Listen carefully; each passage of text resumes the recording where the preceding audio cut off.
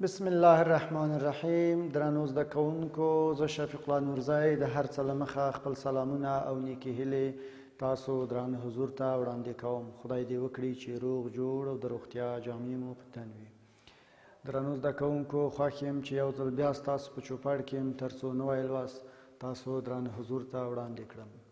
هیلهمن یم چې خپل قلم، کتابچه، کتاب مو د ځان سره تیار کړی وي تر څو نوی لوست پیل کړو. ګرانو زده کوونکو، مخکې د دې نه چې نوی لوست پیل کړو، یو ځل تیر لوست ته ورګرځو او د تیر لوست څخه یوه لنډه یادونه کوو. درنو زده کوونکو، زموږ د تیر لوست عنوان و د انسان لپاره د جن تخنیک استعمال. موږ په دې هکله خبرې وکړې چې د جن تخنیک استعمال د انسان لپاره څنګه استعمالیږي او څه ګټې لري. لکه څنګه چې تاسو پوهیږئ او تاسو په یاد لرئ چې د جن تخنیک استعمال د انسانانو لپاره د جنیتیکي بې نظمیو په تشخیص او په نورو ډیرو مسایلو کې هم ترې کار اخیستل کیږي. درنو زده کوونکو، همدارنګه تاسو ته مې کورنۍ دنده هم سپارلې وه. هیلهمن یم چې خپل کورنۍ دنده به مو سرته رسولې وي او زه باور لرم چې تاسو خپل کورنۍ دنده سرته رسولې ده. درنو زده کوونکو، راځو نوي لوست ته. زموږ نوی لوست بیا هم دولسم ټولګي اړوند بیولوژي مضمون 28م لوست دی. د لوست عنوان دی د ارثي بې نظمیو تشخیص او سلا مشوره ورکول. صفحه ده 150 250. هیلهمن یم چې دغه صفحه به تاسو خپل کتاب کې پیدا کړې وي تر څو لوست پیل کړو. د تیر په شان درنو زده کوونکو، د لوست لپاره موخې ټاکلې دي. زموږ د لوست موخې دا دی چې د تاسو درنو زده کوونکو څخه هیلهمن یم تر څو د دې لوست په پای کې ماشومانو ته د مور او پلار څخه د جنیتیکي بې نظمیو د لیک په اړه پوه شئ او همدارنګه د سلا مشورو ورکولو حالات وپېژنئ. یعنې لومړی موخه مو دا ده چې څنګه ماشومانو ته د مور او پلار څخه جنیتیکي بې نظمي لیږدول کیږي، په دې باید پوه شئ. او دویمه موخه مو دا ده چې سلا مشورې په کومو حالات کې ورکول کیږي، یعنې د سلا مشورو ورکولو حالات وپېژنئ. ګرانو زده کوونکو، لکه څنګه چې تاسو پوهیږئ چې زموږ عنوان د ارثي بې نظمیو تشخیص او سلا مشوره ورکول دي، نو په دې عنوان کې ډېرې مهمې خبرې راغلي دي، مهم ټکي پکې راغلي دي چې یو تاسو حضور ته وړاندې کوم. په نړۍ کې ډېر انسانان غواړي چې اولاد ولري. لکه تاسو هم په خپل کور او په خپل کلي او په خپل چاپېریال کې به ډېرې داسې ګنګوسې اورئ، ډېر داسې خبرې به اورئ. ډېرو داسې کسانو سره به تاسو مخ شوي یاست یا به مخ کېږئ چې هغو د دې څخه شکایت کوي یا د دې څخه سر ټکوي چې اولاد نه لري او هغه غواړي چې اولاد ولري. نو دغه د اولاد نه درلودل یا هغه کسان چې اولاد نه لري، نو دغه امکان د دې لري چې د جنیتیکي بې نظمیو له امله یا د ځینې جنیتیکي ناروغیو له امله دوی د دغه مشکل یا دغه ستونزې سره مخ شوي چې دوی اولاد ونه لري. نو په نړۍ کې ځینې انسټیټوټونه هم شته چې دغو کسانو ته سلا مشورې ورکوي او د دغو بې نظمیو په تشخیص کې د دوی سره مرسته کوي. خو کله درنو زده کوونکو چې سلا مشورې ورکول کیږي، نو د سلا مشورو ورکولو څخه مخکې یا د مشورو ورکولو څخه مخکې موږ باید په ځینو ټکو باندې پوه شو، یا باید په دې پوه شو چې دغه بې نظمي د غالب جن پورې اړه لري او یا هم د مغلوب جن پورې اړه لري.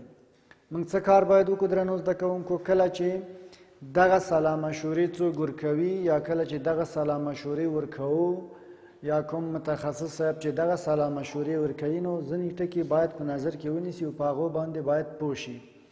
هغه ټکي کوم دي؟ هغه ټکي دا دي چې باید پوه شي چې دغه جنیتیکي بې نظمي د غالب جن پورې اړه لري او یا هم که د مغلوب جن پورې اړه لري، او که د کورنۍ په شجره کې کومه بې نظمي موجوده ده.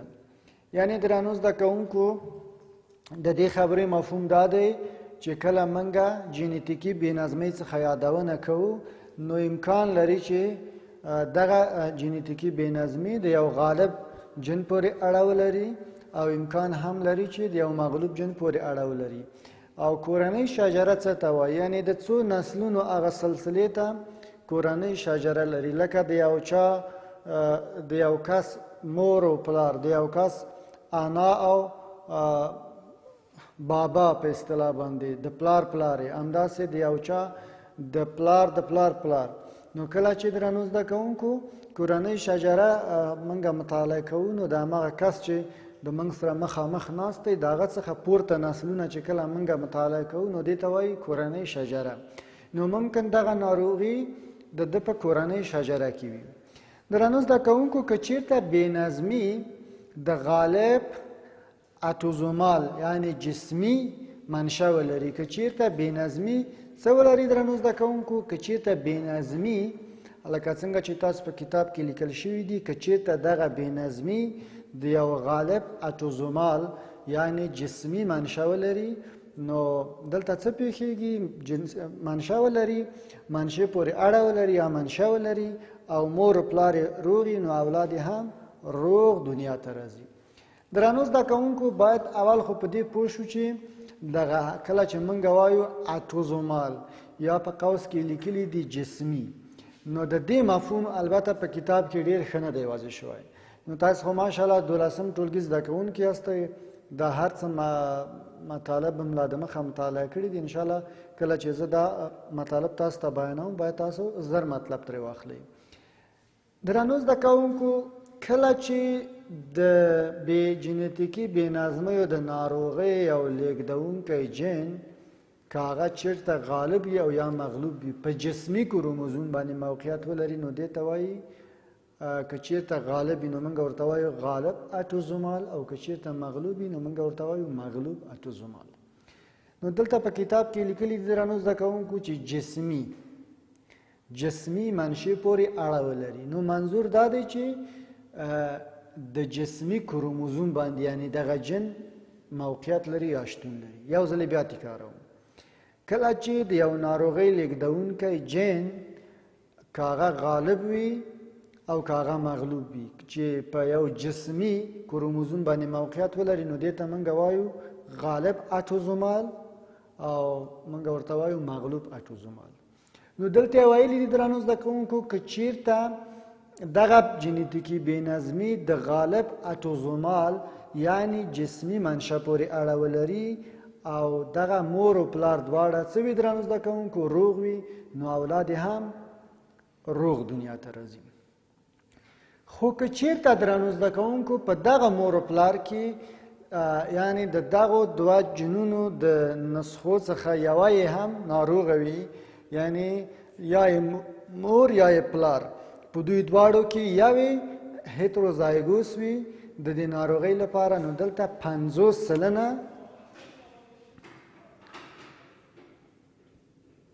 سلنه اولاد ناروغ دنیا ته راځي.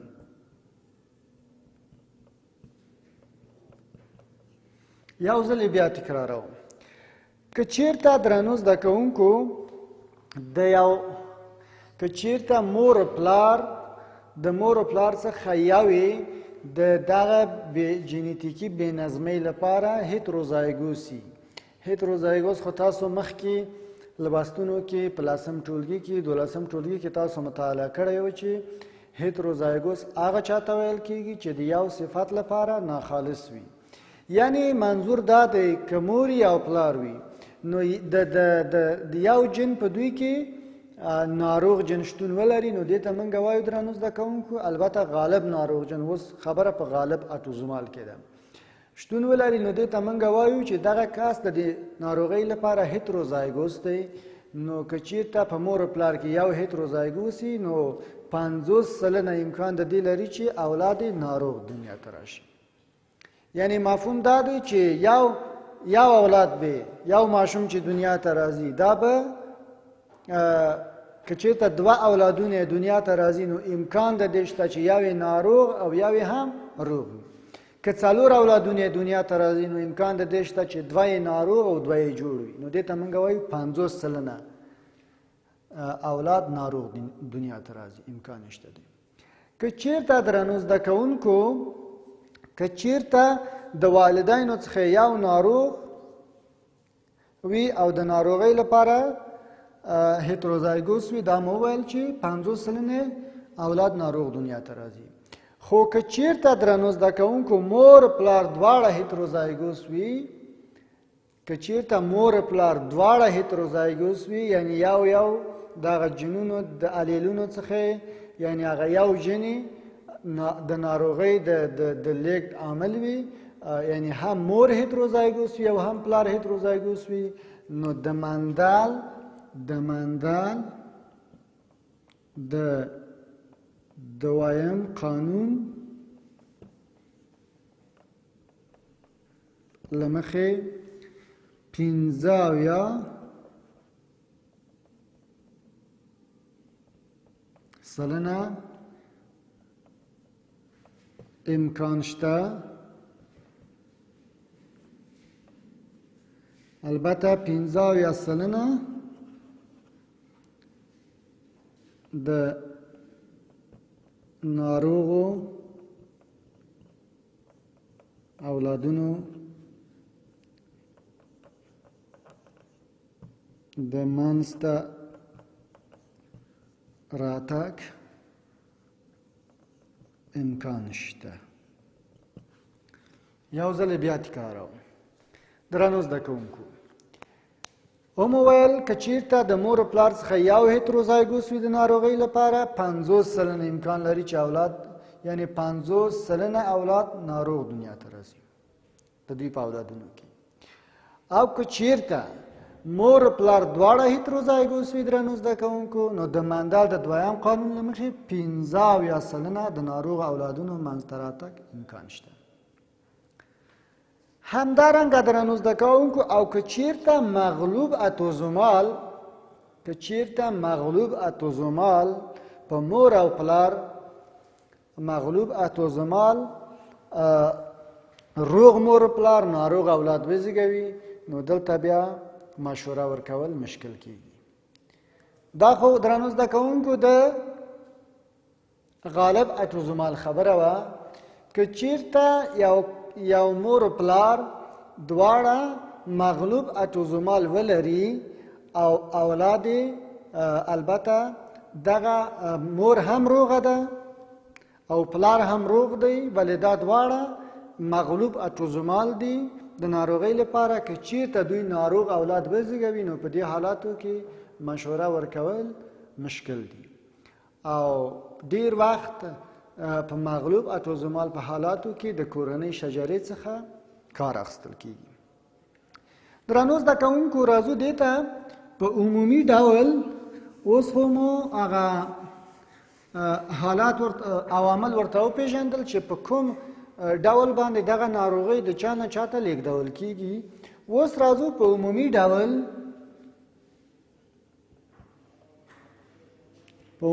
ډول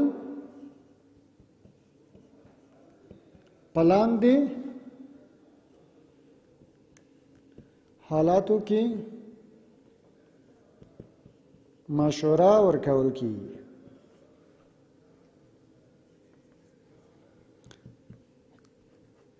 یعنی په عمومي ډول په کوم حالاتو کې د جینیتیکی بې نظمیو لپاره مشوره ضروری ده. نو په کوم حالاتو کې په دې لاندې حالاتو کې مشوره ورکول کیږي.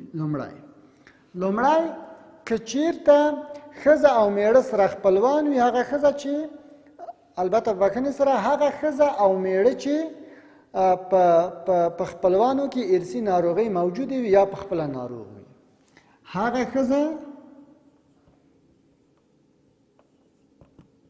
ښځه او میړه چې یا یې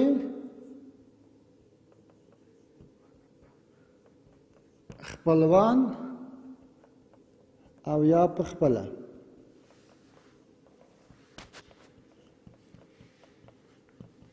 ناروغ وي. دوهم، هغه ښځه او میړه چې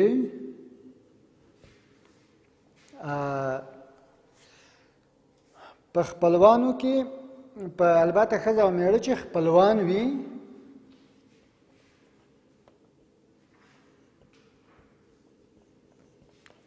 او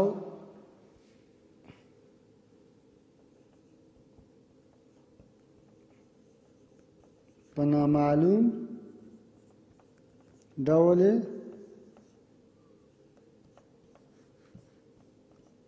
سخت کړی وي. دریم هغه ښځې چې مخکې له حاملګۍ څخه یا د حاملګۍ په اوږدو کې وړانګې اخیستې وي.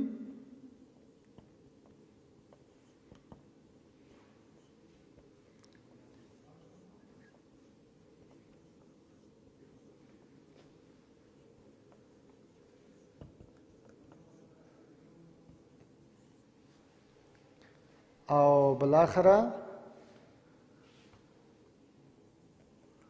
هغه چې عمر یې ده 38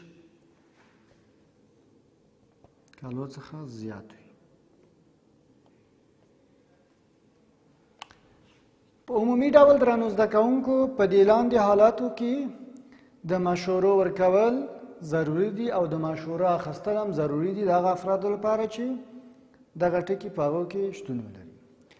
هغه ښځه او میړه چې یا یې خپلوان او یا په خپله ناروغ وي، البته ناروغي دلته مطلب د جنیتیکي ناروغۍ څخه دی. هغه ښځه او میړه چې خپلوان وي، یعنی یوې ښځې د خپل د ماما د زوی، د کاکا د زوی، د عمه د زوی، د خاله د زوی سره واده کړی وي، یعنی هغه ښځه او میړه چې خپلوان وي او په نامعلوم ډول یې سخت کړی وي، نو دغه دواړه خپلوان دي او په نامعلوم ډول باندې خپل ماشوم سخت کړی دی، نو دوی ته مشوره ورکول او د دوی لپاره مشوره اخیستل ضروری دي. هغه ښځې چې مخکې د حاملګۍ څخه یا د حاملګۍ په دوران کې د اکس وړانګې اخیستې وي، لکه ډېر په ساده ډول یې وایم اکسرې ته لاړي، لکه د هډوکي د ماتېدلو لپاره یا د شش د ناروغیو له معلومولو لپاره، د سږو د ناروغیو د معلومولو لپاره ځینې وخت اړتیا وي چې موږ اکسرې وکړو یا عکس واخلو، دغه د اکس وړانګې اخیستې وي، نو هغو لپاره هم دغه مشورې ضروري دي. هغه ښځې چې عمر یې د 38 کالو څخه زیات وي، نو درنو زده کوونکو البته هغه حامله ښځې چې عمر یې د 38 کلونو څخه زیات وي، د دوی لپاره هم مشوره ورکول یو ضروري کار دی.